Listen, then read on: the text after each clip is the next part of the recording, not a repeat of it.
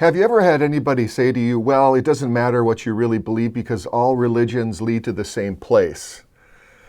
I often think when people say that to me, and I often will ask them, well, are you sure about that? Have you studied religions, world religions, or are you just making a broad assumption?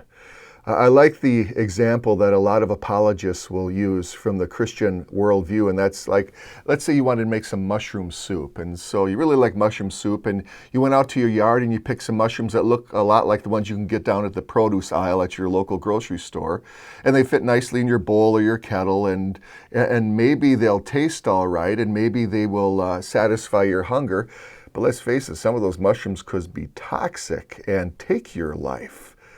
Well, the same thing is true if you really study religion. Some of those religions will steal away your soul, will take you spiritually out of the game. And also, I'd encourage you to do your own study. I mean, you take a look at the different world religions. For example, Christianity believes that Jesus was God in the flesh, the fulfillment of all of the Old Testament prophecies, but Jews don't believe that. They believe Jesus was a good teacher, but he wasn't the Messiah they were looking for. As Jesus followers, as Christians, we believe that Jesus died on the cross and physically rose from the dead, conquering sin, death, and Satan for us. Well, Islam doesn't believe that. They never believed Jesus ever rose from the dead and really even was crucified. They believe someone else took his spot on the cross, maybe even Judas, a lookalike or something like that. As Christians, we believe that Jesus is a personal God.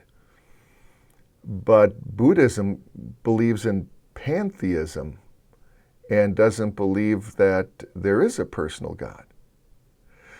So when someone says, I think all religions really lead to the same place, that can't be true because all those pairings I just gave you, they could both be wrong, but they can't both be true. So I'd encourage you to study the Bible and understand the truth in Jesus there. Thanks for the question.